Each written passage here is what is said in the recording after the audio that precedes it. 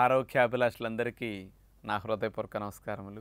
మనందరం ఈ మధ్య బరువు బాగా తగ్గాలనో, షుగర్ బాగా తగ్గాలనో, లేదా బరువు పెరగకూడదనో, అలాగే రక్తంలో ట్రైగ్లిజరైడ్స్, కొలెస్ట్రాల్ ఇట్లాంటివన్నీ తగ్గటానికి రైస్ మానేస్తే మంచిది, అన్నిటికంటే అన్నం చెడని బాగా చెప్పుకుంటున్నాం. మరి రైస్ మానేసి ఏం తినమంటున్నాం? పుల్కాలు తినమంటున్నాం. ఈ పుల్కాలు అంటే కూడా కొంతమందికి తెలియక కూడా ఏంటి పుల్కాలు అనుకుంటుంటారు కొన్ని ప్రాంతాల వారు. ఏమీ లేదు, పిండిని గోధుమ పిండి ముఖ్యంగా చేసుకుంటాం కదా పుల్కాలకి. నీళ్లు పోసి కలిపి ఉండ చేసి దాన్ని కర్రబెట్టి పల్చగా చేసి దీన్ని రేకు మీద వేసి కాల్చి, అంటే నూనె లేకుండా రేకు మీద వేసి కాలిస్తే ఈజ్ ఈక్వల్ పుల్కా. అంటే నూనె లేకుండా కాలిస్తే పుల్కా అంటారు. దీన్ని కాల్చేటప్పుడు నూనె వేసి కాలిస్తే ఈజ్ ఈక్వల్ చపాతి. దీన్ని నూనెలో వేసి దేవితే ఈజ్ ఈక్వల్ పూరి. ఇది బాగా తెలుసు అందరికీ. ఈ డిఫరెన్స్ అదే, without oil, with oil, in oil. ఈ నూనె యొక్క మోతాదుని బట్టి, నూనె ఉన్న స్థితిని బట్టి పేరు మారిందంతే.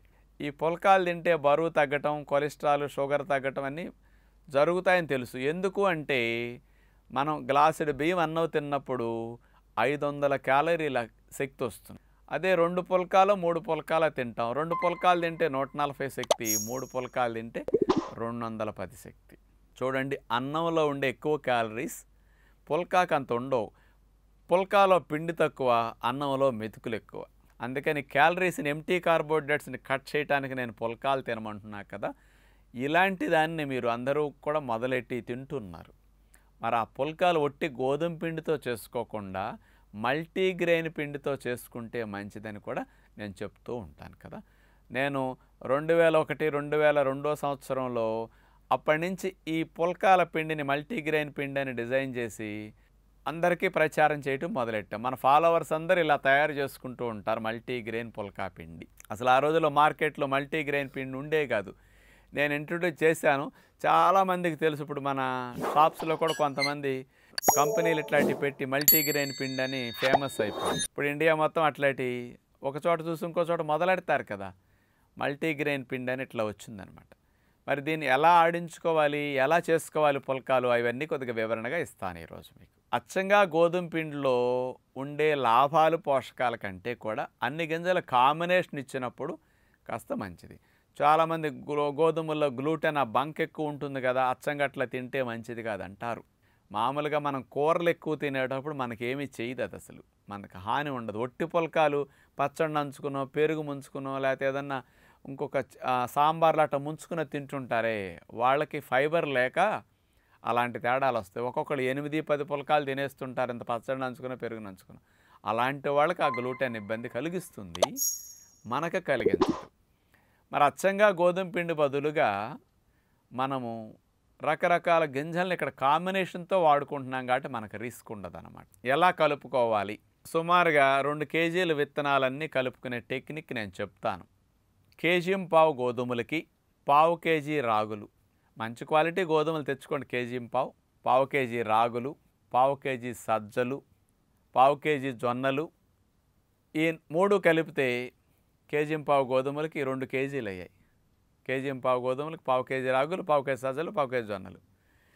ఈ 4 గింజలకి 100 to 150 గ్రామ్స్ సోయా చిక్కుడు గింజలు కలపండి. హై ప్రోటీన్ కాబట్టి కొంచెం చక్కెర కూడా స్పీడ్గా వెళ్లకుండా స్లోగా డైజెషన్ అయ్యి స్లోగా వెళ్ళేటట్టు చేయడానికి కూడా ఈ సోయాబీన్ కూడా హై ప్రోటీన్ డైట్ కూడా హెల్ప్ చేస్తుంది అనమాట. అందుకని మనం ఇట్లా చెప్తాం. ఈ 5 గింజలు ఇప్పుడు 2 కేజీల 100 గ్రాములు కానీ, 2 కేజీలు 150 గ్రాములు కానీ వచ్చినాయి. ఇప్పుడు 5 కలిపి వీటిని ఎండపెట్టేసేయండి, పిండి పట్టించేసేయండి. ఈ పిండిని మీరు జల్లించకండి, ఎందుకంటే అందులో ఉండే పీచులు మనకి ఈ గ్లూటెన్ లాంటి బంక్ ఏదైనా ఉన్నా దాన్ని ప్రేగులకి ఇరిటేషన్ కలిగించకుండా వాష్ చేసుకురావడానికి ఉపయోగపడతాయి. మనకి ముఖ్యంగా ఈ పీచులు ఏం చేస్తాయి, ఈ పుల్కాల ద్వారా లేకపోతే కూరల ద్వారా వచ్చిన చక్కెరని కూడా రక్తం లోపలికి దూకకుండా స్లోగా వెళ్ళేటట్టు గేట్లు వేస్తే చూడండి, లాకుల దగ్గర నీళ్ళు ఎట్లా స్లో అయిపోతాయో సేమ్ టెక్నిక్ అనమాట. పీచులు స్పీడ్ బ్రేకర్లు చక్కెరకి. వాహనాలకి స్పీడ్ బ్రేకర్లు రోడ్డు మీద మీరు చూస్తుంటారు, కానీ చక్కెరకి స్పీడ్ బ్రేకర్లు అంటే దాని పేరేంటో తెలుసా? ఫైబర్. అందుకని ఇలాంటి ఇన్సాల్యుబుల్ ఫైబర్ జీర్ణం కాని పీచులు ఈ ధాన్యాల్లో పై పొరల్లో ఉంటాయి. అందుకని పాలిష్ పట్టని గింజలు మీరు తెచ్చుకోవాలి. మార్కెట్లో ఇలాంటి పిండి కొనకండి. ఎందుకు అంటే వాళ్ళ పాలిష్ పట్టి పై పొరలు తీసేసి దాన్ని కొన్ని రకాల పాల పొడులకి కొన్ని ఉత్పత్తులకి అమ్మేసుకుంటారు. బిస్కెట్ల తయారీకి పై లేయర్స్ని తీసేసి అది కాస్ట్ ఎక్కువ పై లేయర్. అలాంటి వాటికి అమ్మేసి లోపల పొరల్లో ఓన్లీ కార్బోహైడ్రేట్స్ ఉంటాయి, ప్రోటీన్ ఉండదు, పీచులు ఉండవు, యాంటీ కొలెస్ట్రాల్ ఉండదు, బి కాంప్లెక్స్ విటమిన్లు ఉండవు. అంచేత ఫ్యాట్ ఇవన్నీ కూడా పై లేయర్స్లో ఉండి వెళ్ళిపోతాయి. లోపల ఎంటీ కార్బోహైడ్రేట్ నుండి ఆ పిండిని ఆడించేసి 4-5 రకాలు కలుపుతారు. మల్టీగ్రెయిన్ పిండి అని మీకు అమ్మొచ్చు కొంతమంది. అంచేత మనం అలాంటివి ఎంత క్వాలిటీ ఇచ్చారు, ఎలాంటి లాభాలు ఉన్నాయి అనేది ఇవన్నీ మనం అనుమానించలేం. కాబట్టి మనమే ఆడించుకోవడం పెద్ద శ్రమ కాదు కదా. ఇలా ఆడించుకోండి.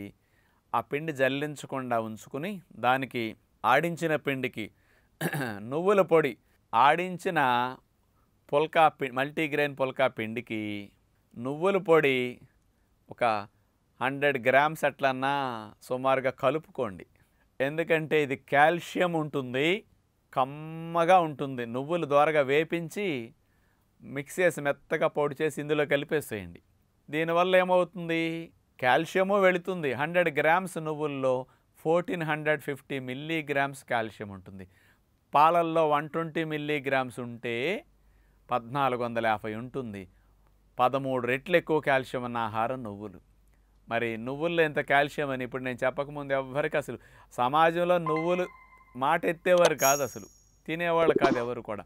కానీ అంత కాల్షియం ఎక్కువ, ఇందులో ప్రోటీన్ ఎక్కువ ఉంటుంది. ఈ నువ్వుల పిండి పుల్కాల పిండిలో కలిపేసరికి రుచి బాగా వస్తుంది. నువ్వులు కమ్మటి వాసన, మంచి రుచి. వీటన్నిటితో పాటు పుల్కాలు కూడా కొంచెం గుల్లగా వస్తాయండి. ఇలా కలిపేసి ఈ పిండి ఇంట్లో ఉంచుకోండి.